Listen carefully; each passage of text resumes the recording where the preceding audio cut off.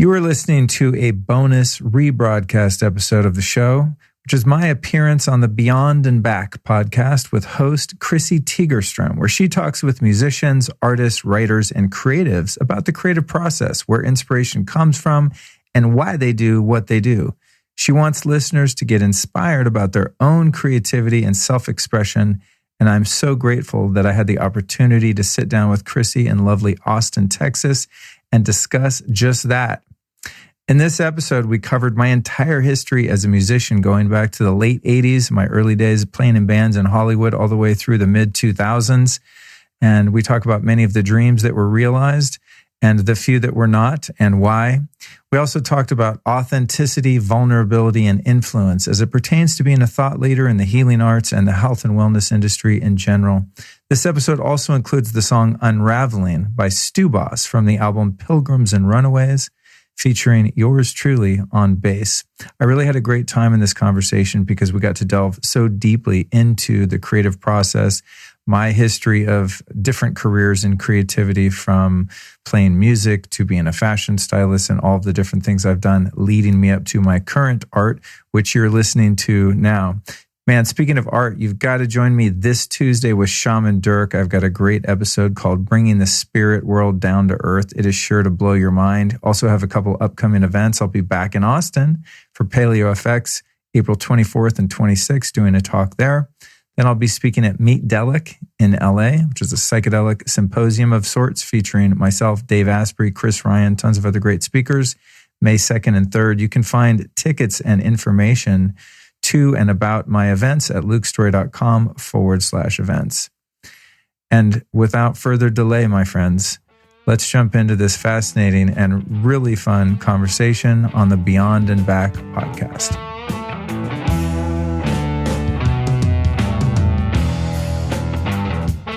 You've had a couple of kind of professional incarnations. So you were a musician, then a fashion stylist. Would you still have the School of Style? I do, yeah. And then now you're more of a person, a personality, a brand, talking about how to live well physically. It's funny. I think they call what I do an influencer. When I apply to get in places for free, they're like, "What are you?" And I go, "I'm an influencer." But it's true. It's an apt term because you go discover things and you're like, "Hey, you guys have found this cool meditation, yoga, supplement, device, whatever." And then people are influenced by your expertise or your passion, and they follow suit and go try the things that you've tried to heal, you know? For me, that was the primary motive, was that I'm doing things for my own life on the physical and metaphysical levels that are just for me. But there's been this overwhelming sort of coming of age in terms of our culture, where the things that I'm privately into and have been into for a lot of years are now a thing that people are interested in also. Whereas like alternative health practices and things like that, things they call biohacking now, 20 plus years ago, they called people like me health nuts. There wasn't a thing. You were just like a weirdo that was really into vitamins and saunas and fasting and herbs and all this kind of stuff, you know? And then as time wore on, people became more interested in that. Or when I started meditating those many years ago, I didn't know anyone that was into that kind of stuff. I was playing in bands and working as a fashion stylist, and meditation was just something I did so that I could stay sober, so that I could have some peace of mind and alleviate stress. And I want to have as much vitality and energy as I can so that I can complete my spiritual mission here in this incarnation. And so how do you frame that, I think, is the existential sort of marketing dilemma, which is I'm more than just a guy who's into health and can tell you about herbalism or fasting or saunas or all these biohacking technologies or functional medicine, integrative medicine, becoming your own doctor. I mean, I believe in all those things, natural healing, miraculous healing.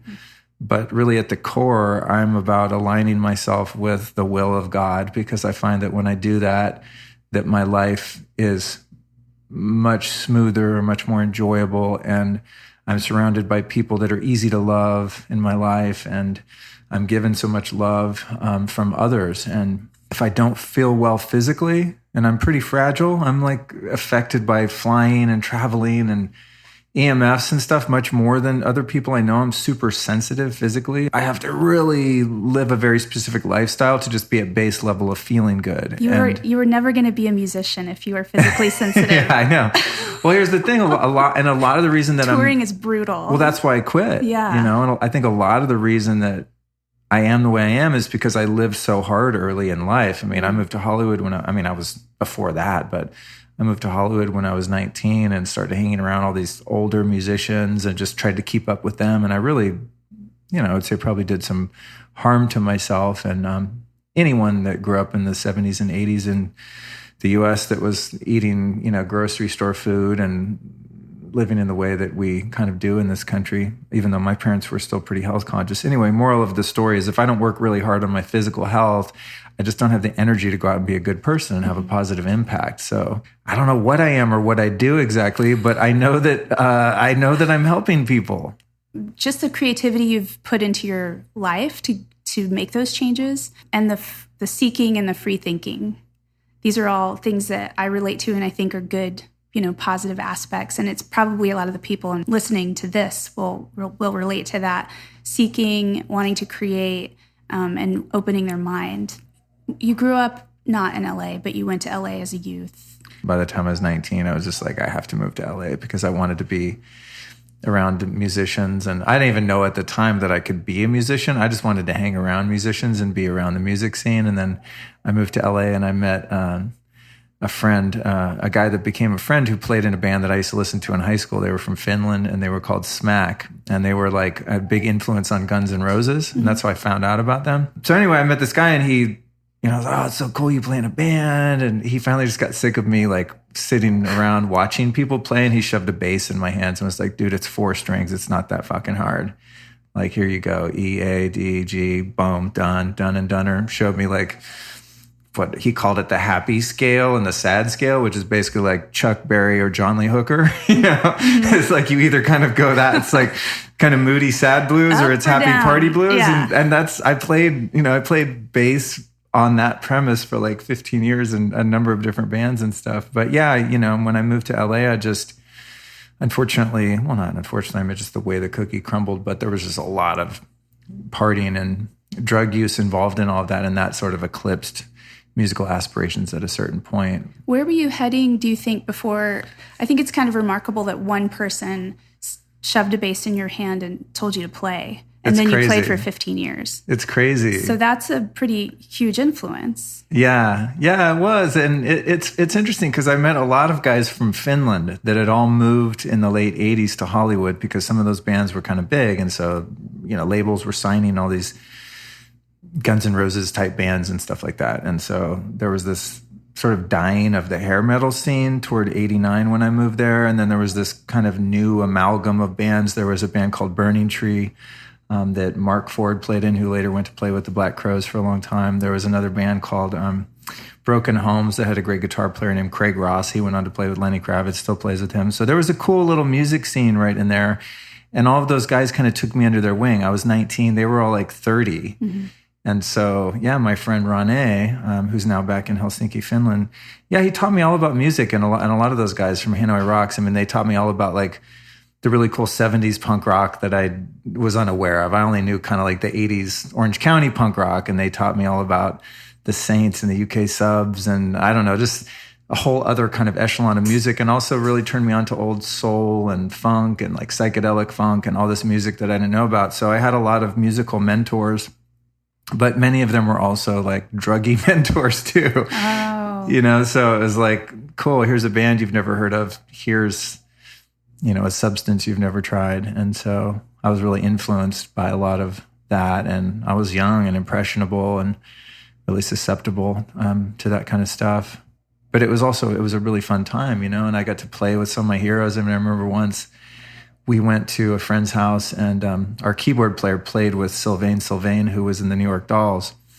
And, we're all going over to this party, like we're jamming in the garage. And I go over there and I got to jam with Arthur Kane and Sylvain, like 2 founding members of the New York Dolls who hadn't played together since like 78 or something, And as a kid, I mean, the New York Dolls are like one of my, that was like the Stones to me. I mean, that was heaven. Or playing, like we were friends with Filthy Taylor, the drummer from Motorhead, and I got to play some shows with him, and I played with Wayne Kramer from the MC5, and these are like my childhood, or not childhood, but teenage heroes. And so getting to play in those situations is what inspired me to keep trying music, even though I didn't grow up as a virtuoso musician. I just knew the basic rudimentary things, and those older guys just all taught me feel. How do you teach feel?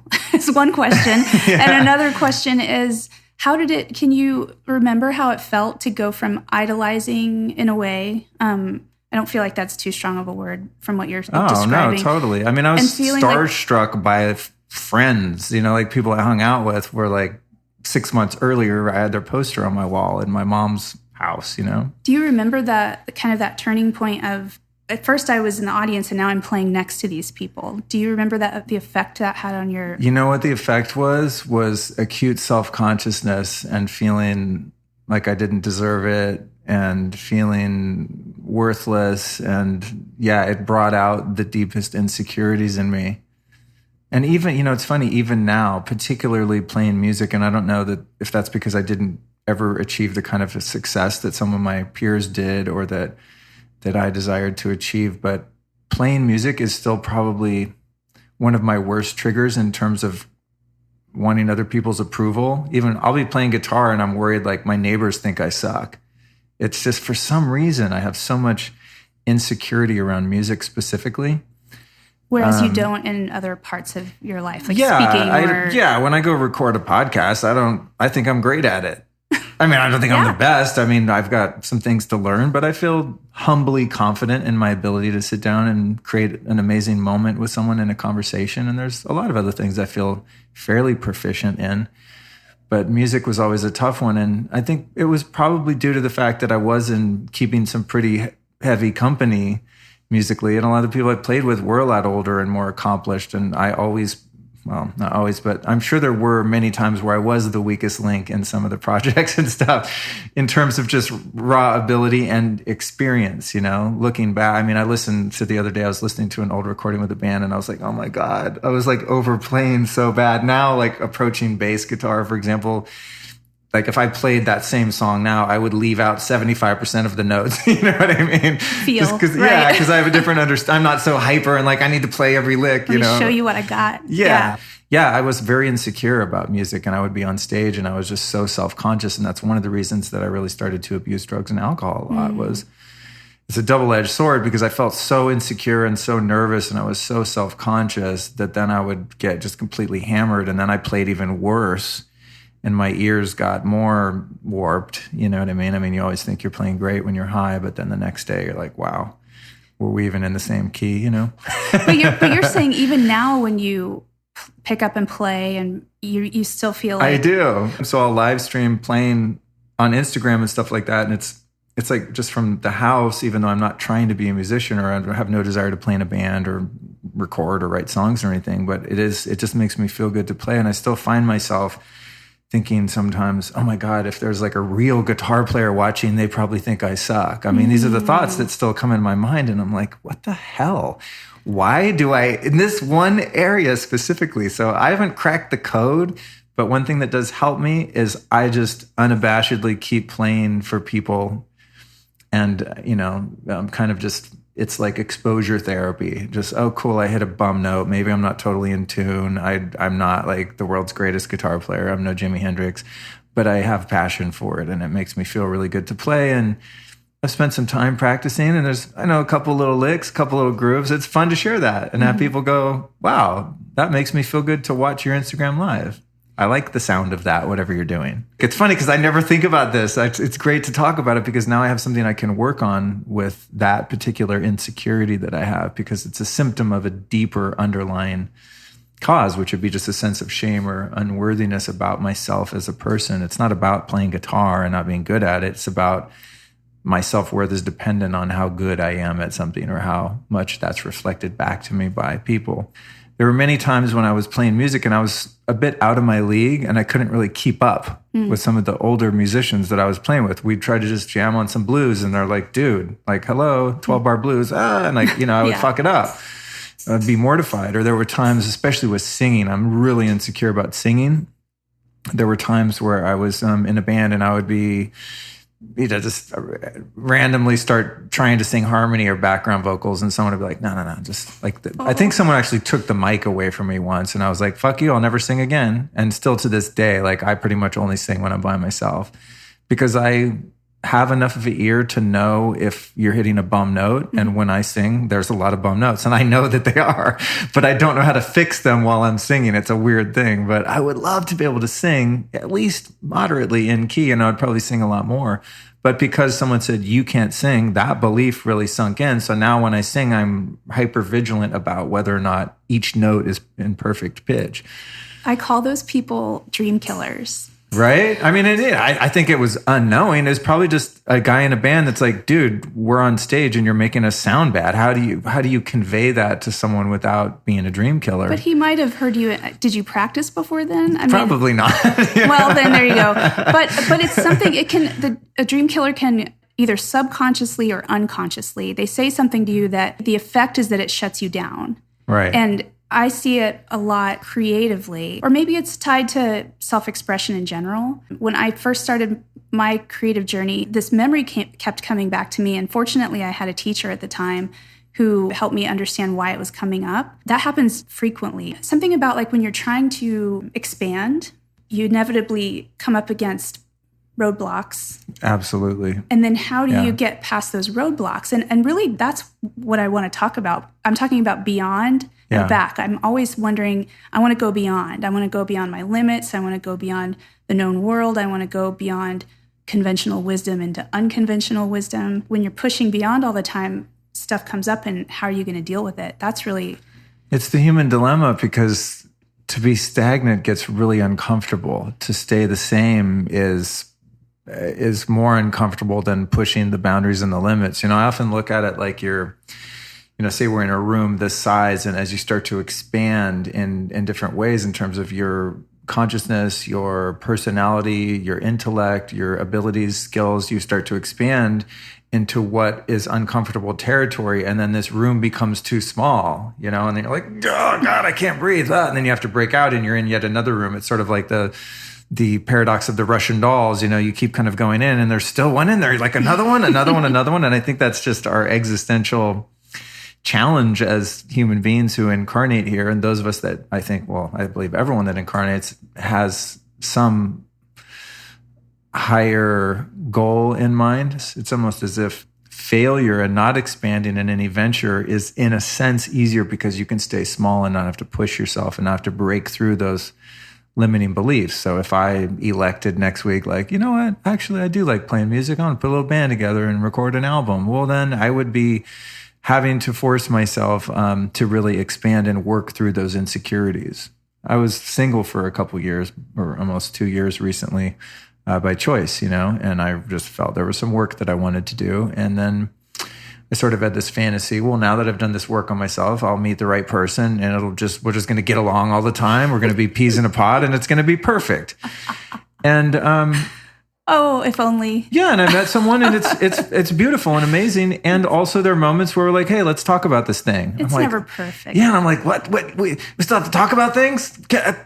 I thought you just meet the right person and it's easy. No, it's not. It's never that easy, because what would be the point? The point is expansion, and the point is growth. And so you're going to pick environments and work and relationships of all types that are going to help you to expand if that's what your highest self has in mind for you while you're here. So I'm constantly putting in myself in situations in which I'm really uncomfortable and just have to proceed. I mean, I was using social media to promote like School of Style, my business, or I would post things when I styled a band or for a music video or whatever.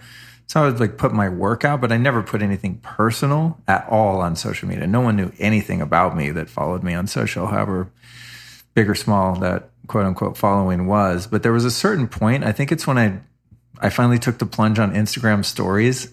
I was like, hey, what's up? Talking to my phone like it's a person or a bunch of people. And I guess it is in a sense. Here's what I'm up to today. I'm having a hard time with such and such, and this is how I'm overcoming it. Or watch me freak out as I submerge myself in an ice bath holding my phone. I started doing just goofy stuff, which is my personality. I'm nuts, and I love my nuttiness, So with social media and that expansion and feeling uncomfortable. For me, there was just this certain threshold of realness. And once I hit that threshold, I was like, all right, everyone knows I'm a weirdo now, and I'm just going to fucking love my weirdness. And there's going to be certain people that are on board with my weirdness and certain people that aren't. And I'm totally cool with that. And in a sense, I'd rather weed out the people that don't like me, that I'm not their flavor. But it was definitely like a turning point for me when I was like, you know what?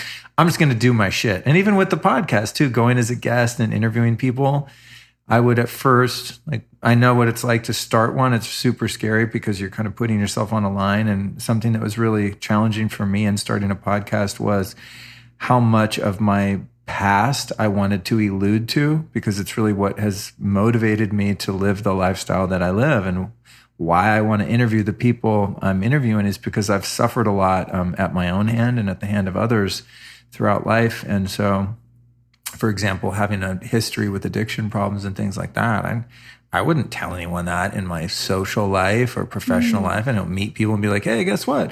I used to be an alcoholic. Cool, right? I mean, that's super shameful and embarrassing, or just childhood trauma and things like that. And what I found was, which has kind of helped me to overcome that and expand more into who I am unabashedly, is that the more vulnerable and authentic I'm being, I find that the things that, my ego wants to wall off and hide from people are the things that actually draw people nearer to me and draw people to respect and love me even more, because I'm having the courage to be who I am, for better or for worse.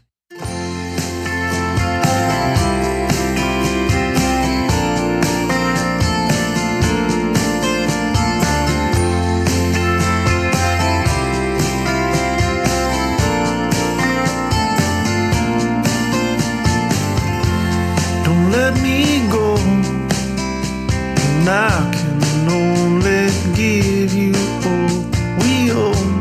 Don't make it so, 'cause loving you is almost all I know. Was there a time in your life where you were afraid to reveal yourself or share yourself? Oh my God, yeah, I was a phony my whole life. I mean, I always put on an act pretending like I had my shit together and that I was normal, which is so futile in my case because I'm an interesting guy. I mean, I'm different than a lot of people I meet. I have a different orientation to life. And I'm, as you alluded to earlier, in terms of just having an open mind, I mean, I really am a seeker, and the thing I'm seeking is the truth. So, I've been following different conspiracy theories and all of this kind of stuff. I mean, I have a very zoomed out, sort of obscure view on social issues, political issues, things like that. I mean, I don't know many people that think about things the way that I do. When I meet someone, I'm kind of like, we're in this secret club where we can talk openly about all sorts of different issues that I would never feel comfortable to talk about. So, but don't you talk about those on the podcast? No, not many things I don't, because it's too much for people to handle, I've been I've been red pilled, about certain goings on in the world and have a different perspective. And a lot of people are very much programmed by media, and they're programmed by the educational system, and they're programmed by the system in place to program us minions, and when one of us breaks free mentally and spiritually, the rest of the herd doesn't typically like that.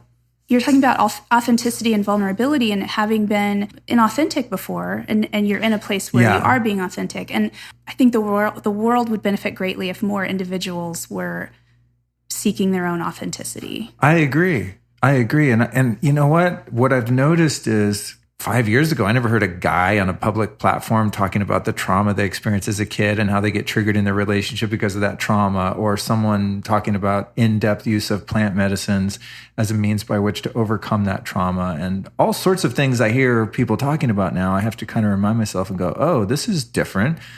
It's becoming more of an open forum. And I think what happens is when each of us that has a voice, a guy like me, and some of my peers that have, been on my podcast or I've been on theirs, when one of us kind of pushes the envelope and we're like, let's mention this thing, and you kind of let it sit there and you see what happens, and then you get DMs from people going, oh my God, I can't believe you talked about your childhood abuse. I've never told anyone my whole life, and now I'm going to therapy.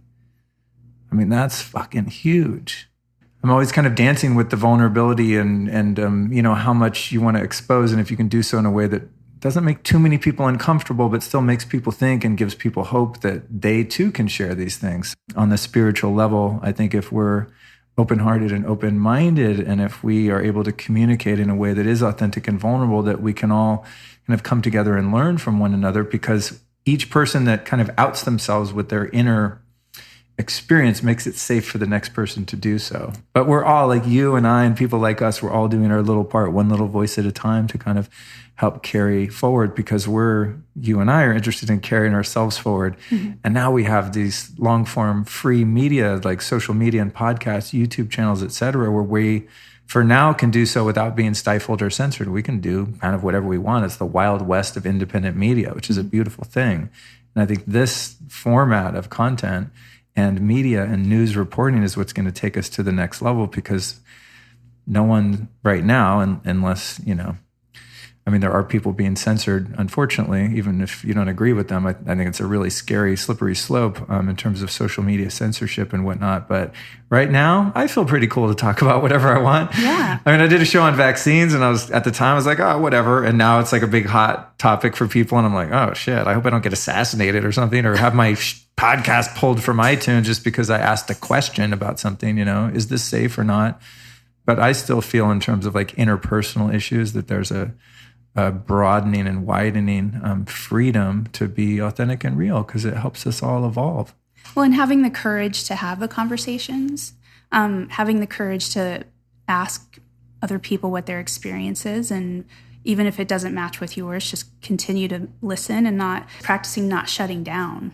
Yeah. I mean, oh my God, what if we all practiced not shutting down, even if you wade into some uncomfortable territory, but keep talking, keep working through it. Don't feel like you have to protect or walk away. That's something that's really needed right now. Like right now, we're so polarized, and there is a real lack of ability for people to have adult, big person conversations about things without freaking out and hating each other, just because the environment is so statically kind of charged at the moment. So I love to have thoughtful conversations, but I'm also aware that there are certain things that you can't freely talk about unless you know that it's safe, to do so, because you're talking to someone who is mature enough to have an open-minded dialogue about those things. Something that I've really benefited from, which is not believing everything I see, and always trying to tune in past the visual.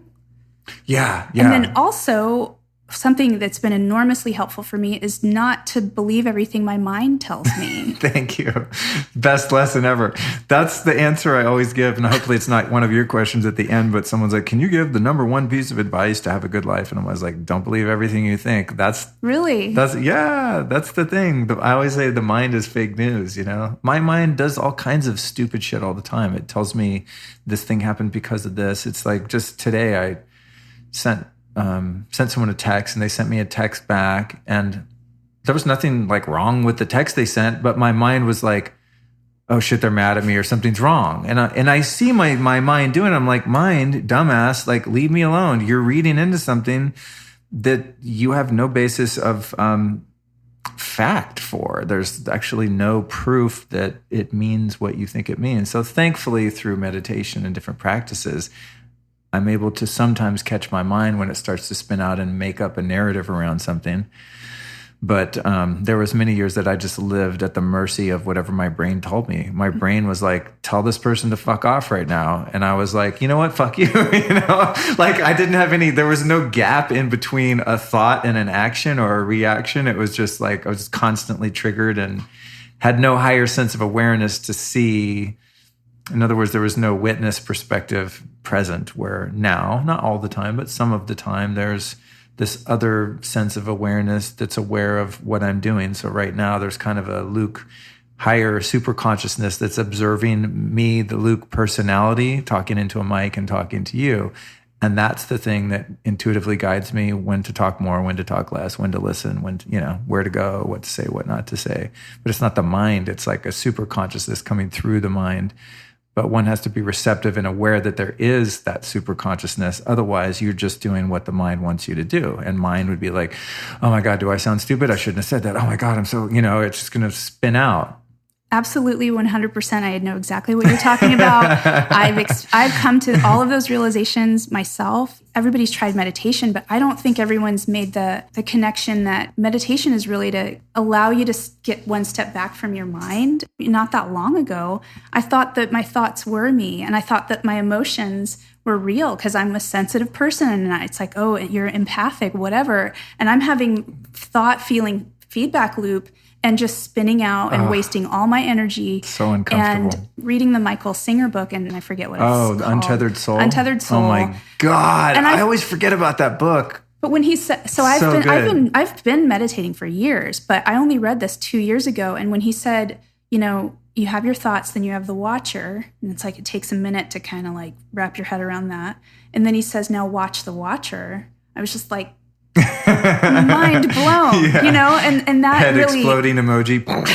Yeah, but that really kind of I crossed a threshold there, and even though I've been seeking, you know, this peace and this authenticity and sense of self for so long, once I realized that a lot of what my mind and body was telling me was just triggered trauma and like a thought feedback mania.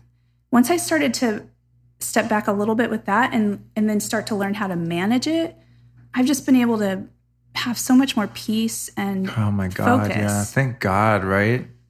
I mean, I'm still triggered and I still figure stuff out and I still get scared of course. When I'm in a new threshold, but of course I can manage it and keep moving. You know, when I flew into Austin, I rented a car and I just, whatever, give me the cheapest car. So they give me a red VW Beetle. Like, no, I'm 6'2", you know, like, dude, that's not my car. Yeah. But today I pulled up for my first interview earlier today, and there's like a bunch of super cool guys that work at this place, and, you know, they're guys I respect. And I pulled up and I was like, oh, fuck, I'm in a red Beetle. But instantly I saw that was my mind, that was fake news. I was just like, oh, that's funny. And I just pulled my car up and hey, guys, and I don't care. Like, the real me knows better. The higher self, the witness perspective knows. But without having that, I mean, I could have driven around the block and like felt like I needed to park far away because they're not going to like me because I have a dumb red car that doesn't look very masculine or whatever, you know?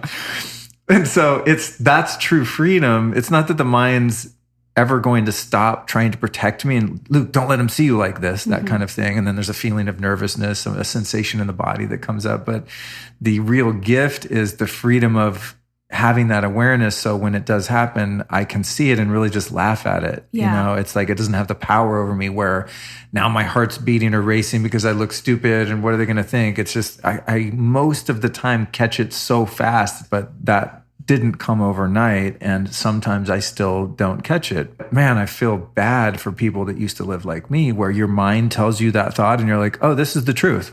Yeah. I believe this thought that I'm a loser because I'm in a red car, and now my behavior, literally like where I park the car, is going to be now controlled like I'm a robot by this phantom fear that is completely meaningless and irrelevant. And you're probably self-sabotaging at that point. Totally, you know, like then maybe you're psyched out.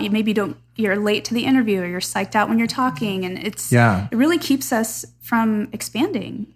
That's what we have to make peace with to expand, I think.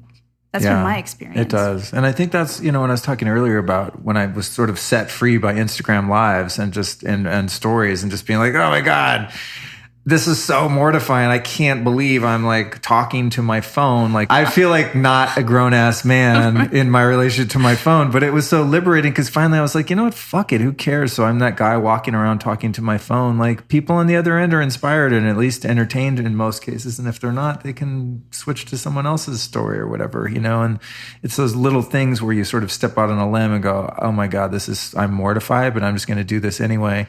And then there's this cumulative effect of freedom. I mean, most of the time I live as a free man. I just do what I want. And if people don't like me, as long as I'm not intentionally trying to hurt or offend people, I feel my karma is clean. And if my intention is to be kind and to be loving, and I'm reasonably successful in doing that, then I can do whatever I want.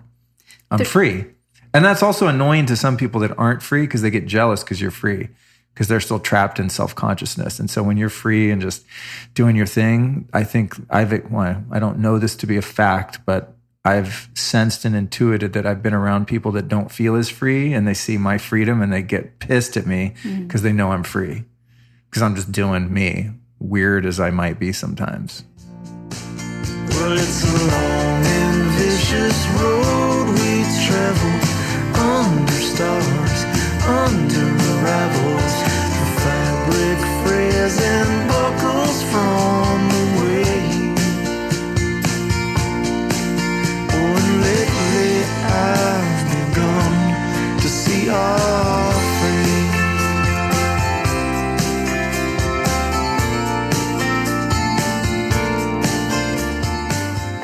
You're talking about the willingness to feel uncomfortable, feel mortified. I have felt terrified sometimes, even though logically I know nothing bad's going to happen if I do this thing. So the concept of being fearless to me is like, I don't get it. You know, I have fear, but every time I'm willing to walk up to it and experience it in that moment, like walk up to the lion's mouth and just step over the threshold, then something is released and it's cumulative. So it's almost like you're in a hot air balloon and you clip off a sandbag and you just get to go higher.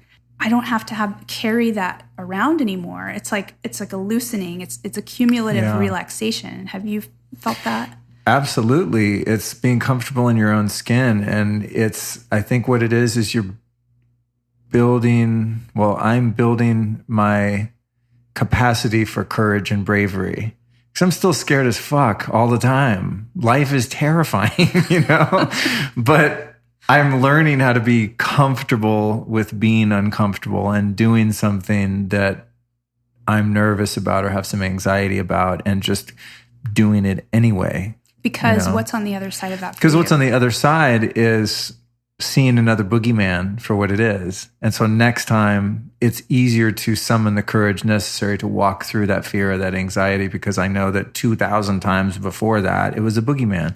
Whatever I was afraid of wasn't going to happen. I mean, even just driving to my first interview today, it's a really popular podcast. It's kind of a big deal for me to go on there. It's a big opportunity for me. And so on the way over there, I was like, what is this sensation I have? And the sensation is, if I follow it down the rabbit hole a bit, is like, what if I'm not articulate enough? What if I'm not interesting? What if he thinks that I'm boring? What if I don't sound smart? What if I'm not funny? Those type of things. And so how I was able to work through that was I just started doing some exercises in the car. Well, before I left, I did some breath work, which kind of really gets me in my body and feeling good. But then on the way over there, I did one of my favorite anti-nervousness hacks, and that is I just laugh hysterically like a maniac for the few minutes before I get there. I don't want to blow out your mic, but right. I'll just be like, ah, ha, ha, ha, and I'll like put on the hugest fake smile, and I'll just go mental, like I'm just ecstatic. And you're red bug. For about 10 minutes, yeah, so people are driving by, you know. But then that's giving zero fucks, you know. It's like less fucks given every day, because I know that the fear is a phantom, and I also know that there are some little tweaks and things that I can do which are temporary Band-Aids to get me through that.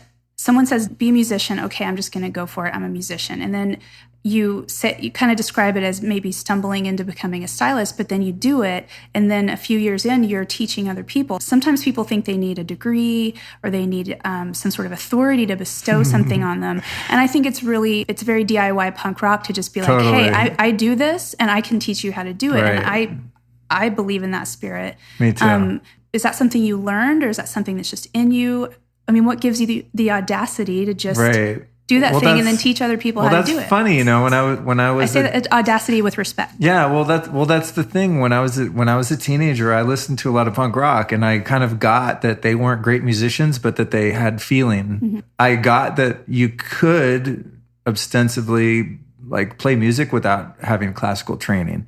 I think that helped me. I was kind of like a punk rock version of a blues bass player, because I could get the basic structure of those songs. Usually they have 3 chords, you know, 1, 4, 5 kind of stuff. I was like, oh, I can figure this out. And then it's just a matter of feel. But I did enter into it knowing nothing. And then when I was a stylist, I think one of the things that made me successful was that I didn't actually take it that seriously. I just was like, this is cool. I like bands. I like music videos. I like gigs and tours, and so I'm the guy that goes around and sort of picks out the clothes. And even when I was in bands, I was always the guy where everyone would be like, Luke, what should we wear? Does this look cool? I just had a visual sort of acuity or talent, I think, for matching colors and vibes and things like that. So I was just into clothes even when I was a little kid, but I didn't know it was a career. When I started doing it, I think it was possible because I had mentors. When you start out as a stylist, you work as an assistant for a number of years and you work under other people. And so I really learned a lot from people who didn't necessarily have training in fashion, because there's not, until School of Style, frankly, there wasn't anywhere that taught fashion styling. And it's not something, like you said, you can't teach someone feel. Mm-hmm. In a sense, you can't teach someone like how to have taste or style, but you can make them aware of some of the historical references in fashion and some of the different cuts and fabrics. And there is a certain amount of kind of linear mechanics that you can show someone. And then they do have to have a sense of taste and know what colors go together. And there are things you can't really teach. But in terms of how you run a business and how you walk into Barney's and be like, hey, here's my budget, I need to pull clothes, and dealing with PR in New York and Paris and a lot of the things that are very specific and nuanced to being successful in that career, I learned from other people. And so it was a punk rock DIY in the sense that I kind of figured out just how to dress people based on having a certain taste that was marketable, I guess. But as far as the business, I really had to learn from other people. And then with School of Style, thank God I was like smart enough to have a good idea at a good time, but not smart enough to calculate the risks involved, which I think is true of many entrepreneurs. Like, it's been said that I think it's like the 10 highest recorded IQ people in the world all work for someone else, which is really interesting. So the smartest people in the world aren't typically the entrepreneurs. Entrepreneurs can be smart. Smart's not everything, though. Yeah. Well, it's a different type of intelligence, right? It's like, maybe it's not, how we typically measure IQ wouldn't be the thing that sees a gap in the market, a need in the market, and you provide something to fill that need. I think that's what I did. I was like, wow, this is weird. Everyone wants to be a stylist. I get hit up all the time on my website. People want to be my assistant, but they have no experience. So the industry needs stylists because there's turnover. You have to bring in fresh talent, emerging talent, but there's nowhere for them to go because the fashion schools don't teach it. And if they do, it's archaic. So there was like a need in the industry on both sides. People want to get in and people want them to come in, but no one's talking to each other. And so I just saw the opportunity there, but I didn't know like what an LLC was or a P&L or like I didn't know anything about business at all. I just was like applying, like when I dealt weed when I was in high school. I mean, I saw there's a need. Supply and demand. Yeah, supply and demand. I mean, I understood that from I'm not even joking. I mean, from a fundamental level, it's like, here's a generation of people that want into this very walled off industry that no one's going to let them in. And I know the way in. I have connections and I'm going to give these kids their way in. And so I started that business. When I wanted to do the podcast, I just was really burned out on going and dressing another band. It was just like too many years of doing that. And thank God my business partner, Lauren, was like, dude, why are you still styling? Like, pursue your dreams. And she really encouraged me. And so I understood content marketing because that's the model we use with the school. And I thought, well, if I want to market myself in a new industry that I have no credibility in, I need to create content. What's the content that I could create with the most consistency? And that would be talking. Obviously, I'm okay at filling space on time on the microphone. So I thought, well, I can talk to people. I know the people to talk to because I've been following all these spiritual teachers and health experts for so long, just for my own personal benefit. So I know how to curate, I think, like a roster of guests. And I'm curious and passionate enough to have meaningful, engaging conversations with them. And then I had to go through a really horrible bout of imposter syndrome of like, I don't have experience in broadcasting. I don't know how to do this. I don't know how to do that. And I finally just pushed through that. And what was really... How did you push through it? I recorded about 15 episodes with the most well-known people that I could find and then sat on those for a long time about 6 months until they started emailing me like, dude, I spent an hour of time with you. Yeah. Is this thing coming out? And I was like, shit, now I'm locked in. The real hard tipping point for me, and this was kind of the beginning, I think, the birth of what I'm doing now, whatever that is. I'm not quite sure yet myself, as we discussed, but was doing episode 1 because that was the one where I had to tell my story. And I was like, well, I have a crazy ass story. How crazy can I be? Do I want to be? How personal do I want to be? And I really struggle with that. So that was a big hurdle for me. And then finally, I just decided I'm going to be pretty real. You told your life story as episode 1? Yeah, it's called Return of the Jedi. Yeah, wow. It's kind of a hero's journey. Yeah, episode 1.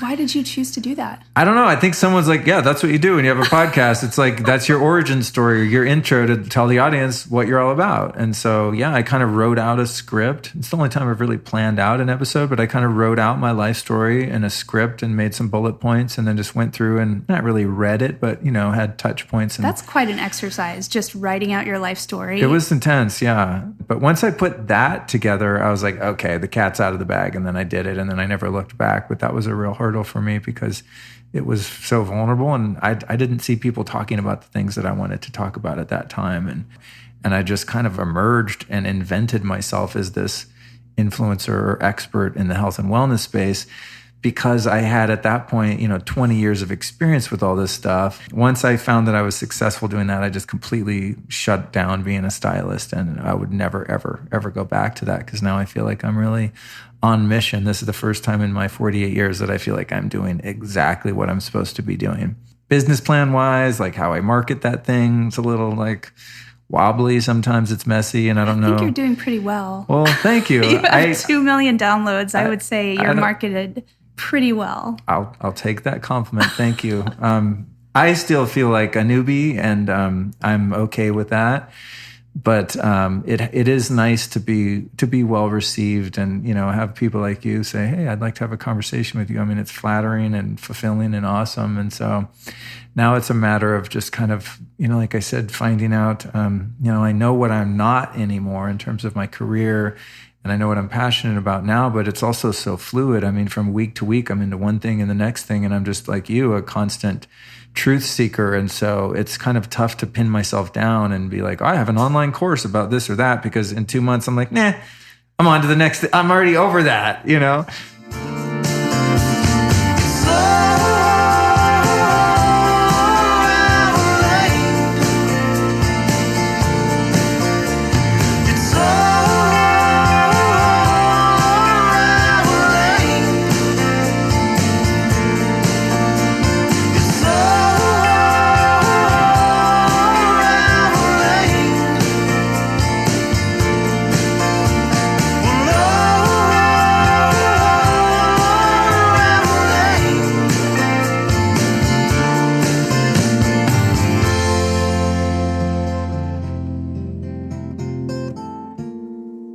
So you've made a couple, I would say, some seismic shifts in your life: getting sober, becoming a musician, becoming a stylist, becoming an entrepreneur, becoming a media influencer. Do you see any similarities for when those turning points happen and how you navigate them? It's funny. I think that they happen because I get really uncomfortable. I'm not someone that likes change. In the case of getting sober, it's like I don't get a fucking merit badge for that. My life sucked so bad that it finally was painful enough for me to do something really radical, and that is quit all drugs, not just the ones that I thought were the most problematic. And then being a stylist, like my only other jobs prior to that were illegal jobs that maybe don't need to be mentioned, and various illegal industries. And then when I first got sober, I think I worked as a host in a restaurant for like 2 weeks, and then a car came and crashed in the front door of the place, and they shut down. And That's when my friend Kikai gave me a job working for her. So that career was chosen for me really by fate or something, and I probably never would have done it if I was still happy being a waiter and playing in a band. It's just my gig went away against my will. And then being a musician, also that one, I stopped doing that because I started to be so much more successful dressing musicians than being one. We go on tour in the UK for like 6 weeks, and I'd come back and have like $2,000 in the bank. When I was a stylist in Los Angeles, I made $2,000 a day. Yeah. So you don't have to be a math whiz to be like, is going on tour really that cool? Like you were saying, and we're in like a little Royal Mail van as our tour bus. I mean, we're not living the dream that I, had envisioned as a touring musician. So that decision too is kind of for me, like, why am I doing this? It's just so I can like tell girls I play in a band. Like, how weak is that? I'm not even into it anymore. And then starting the school was timing and seeing an opportunity. But if I'm really honest, also the music industry around 2008 had tanked. So all of my budgets on jobs as a stylist were just like cut in 2/3, you know? And I was like, oh shit, like I'm not making the kind of cash I'm used to making. What else am I going to do? And that was the impetus for starting the school. No, I had a good idea at a good time, but I probably wouldn't have done that if I was just rolling in it as a stylist. And then same thing leading into the podcast, you know, it's just like, oh my God, what am I going to do for money that I can feel passionate and excited about? And I didn't know if I would be able to make any money doing what we're doing here, but I knew that it would be fun and I was going to do it as long as it was fun. And then I was having so much fun that I think I put enough effort into it that it became marketable, and now is like, you know, for all intents and purposes, a monetized business per se. So for me, the big changes like that, the big moves come when I get really uncomfortable, bored, or frustrated. What's your relationship to creativity, and why do you think it's important for people to engage their creativity? For me, creativity goes back to the expansion. It's like if I'm not making something appear that wasn't formally there on the material plane, whether it be auditory or otherwise, I don't feel like my life has a sense of meaning. So I have to be creating something all the time.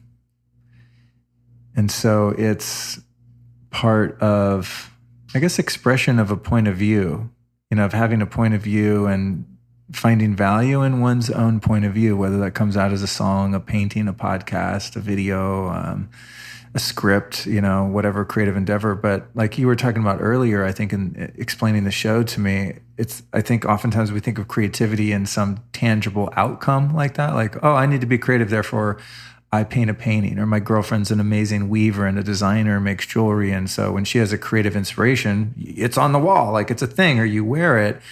But there's also those subtle forms of creativity, I think, that we see around us that are creations by people that aren't considered artists. And I'm thinking to the other day, I was walking up, I live in an area called Laurel Canyon in LA, and it's kind of up in the hills, you know, it's trees and whatnot. When I walk up the street, there's this elderly woman who's always out there just manicuring her yard and like raking and sweeping up the space in front of her little tiny house. It's a little house probably built in the 30s, you know, it's maybe 1,000 square foot house. I mean, a modest home that an elderly woman apparently lives in alone. And so when I walk by her, you know, that's her art, that's her creativity, is she wants her little section of street to look beautiful. She doesn't want leaves in front of it. So her creativity is making that little section of concrete as pristine as possible, you know? And so I think when we start to really expand our idea of what creativity is and even what art is, like everything we see is art, everything's in creation. Because if you follow nature, nature is just abundantly creating all the time. That's all it does. It's sort of all God does. And so as the creator. Yeah, right? That's funny. Yeah.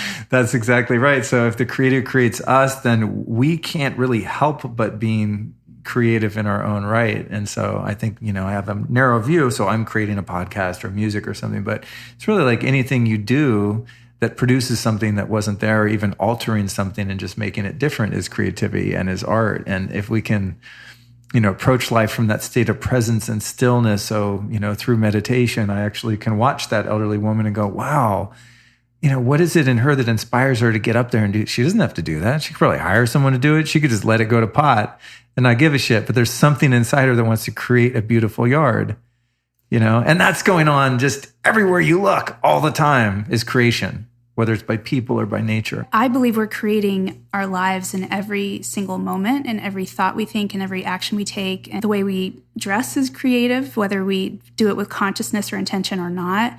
The way we present ourselves, the energy we cultivate, every choice is creative. You're creating a life and a lifestyle. And just the act of creating over and over, it's like having the vision and then making it tangible. We do that constantly. I think there's something tied with self-expression. You know, the elderly woman is expressing her values there. Yeah. You know, maybe that's one thing that inspires you, or she's having an effect on the world. She's saying, look at what I did here. I'm alive. I exist. Right. You know, some sort of affirmation of existence, or maybe that brings her peace or joy to do that thing. And when you marry creativity with consciousness, the possibilities are kind of limitless. But I have so much respect for what you've created and just made up. And I say that with all the respect in the world. You've made up a lot of versions of your life. Completely pulled a bunch of stuff out of my hat. Yes. But everybody's doing that. You know, we hide behind degrees or maybe even mentors sometimes, or bosses or spouses. We can put the credit in other people's court, but to really just do it without a net, self-made in a lot of ways. Yeah. We need people, and we have teachers all the time. But just to create your life, I think and with freedom is a real joy.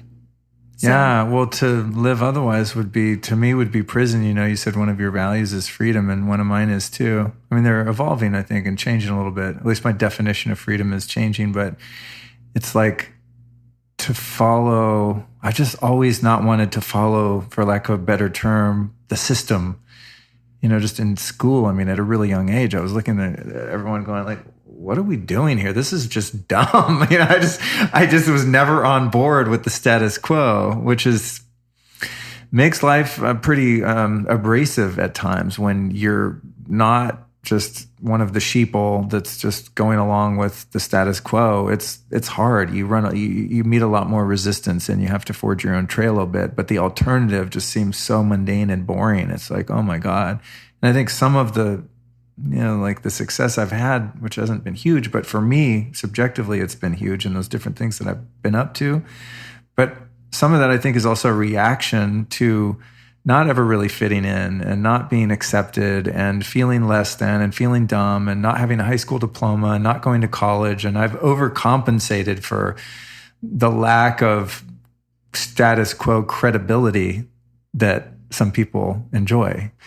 But I think when you're someone that's broken out of the mold because you don't fit in, you're more motivated to find your own place to fit in and cut your own groove and make your own little scene. That's what I've done. And part of that is born out of not fitting in and some compensation. And some of it is, like you said, the creativity of building the life that I want to live and having the people in it that I enjoy. So sitting down and talking to someone like you is so awesome. What a great way to spend a night. I could be out like eating barbecue that probably has MSG in it, and wake up tomorrow with an MSG hangover. But seriously, it is fun, like being the architect of your life. And there's always got to be, for me, at least, for that to be a successful and fulfilling venture, there has to be the will of God and my own will 50-50. In other words, like I'm following the will of a higher intelligence, a higher source of love and inspiration. And if I keep at least like one toe tethered to that, then I can exert my will and my ideas with much more success, because they're not limited by just the objectives of the ego or the intellect or something like that. Like, sure, those are at play. My past, my experiences, an insecurity that motivates me to succeed, that's there. But it's also like a sincere, surrendered state of living. Like Michael Singer, the surrender experience, very much a great, an extreme example of that, like taking surrendered action. Like I'm turning my will over to a higher intelligence, but I'm not just sitting in my ass waiting for God to fix my life. Right. I'm a co-conspirator with God. I'm like, here I am with you. How do I serve? What do I do? I'm a soldier, man. I'm ready to serve, and I'm willing to march. I'm willing to dig holes. I'm willing to do whatever I got to do, because I know that I'm backed by a power that's infinite and that is much greater than the power that I alone possess under my own will. Luke Story, thank you so much for talking to me in your Airbnb in Austin. I'd like to take a moment to thank you for listening to this bonus rebroadcast episode of the show, which of course was the appearance on the Beyond and Back podcast featuring our lovely and talented host, Krissy Teegerstrom. So very privileged to be able to sit down and have this conversation. And it's not very often I get to take such a deep dive into all of the different career experiences and creative endeavors that I've been involved with over the years. So it was really nice to kind of look back and see some of the progress there and identify some of the challenges that I've been able to overcome, and kind of gives me a perspective on what I'm doing now. And I'm hoping that you got some of that same benefit from listening to that conversation. So starting out the new year in 2020 here with much gratitude, excited about the upcoming podcasts I have. Oh my God, I wish I could rattle off the ones that I have in store for you, but if you're a regular listener to the show, I have heeded your requests, and I've got some really outstanding guest appearances coming up. Not the least of which being this Tuesday with Shaman Durek. and many others to follow. Speaking of follow, if you'd like to get direct live feeds and stories and really intimate content about everything that I'm doing in life creatively and specifically with this podcast, I'll invite you to follow me on Instagram @LukeStory and pay particular attention perhaps to my live feeds and my stories, as I said, because those are the ones that are most closely related to this podcast. For example, had you been following me on Instagram, you could have caught the live stream of this conversation between myself and Krissy from my Airbnb in Austin, Texas. So oftentimes when I do a live talk, like the couple that I have coming up in the next few months, or interviews where I'm interviewed by someone else or where I'm interviewing someone from the show, I'd say 99.9% of the time I live stream those on Instagram. So please, again, follow me there @LukeStory. And if you'd like to share these podcasts with someone, a great way to do that is also on Instagram. Something that I really deeply appreciate is when people put a post in their feed or put a post in their story highlighting an episode and recommending it to their followers and friends. So if you want to hang out on that platform, I would say that is the social media app that I am most active on. So thank you so much again for joining me, and I'll be back in your ears on Tuesday with Shaman Durek.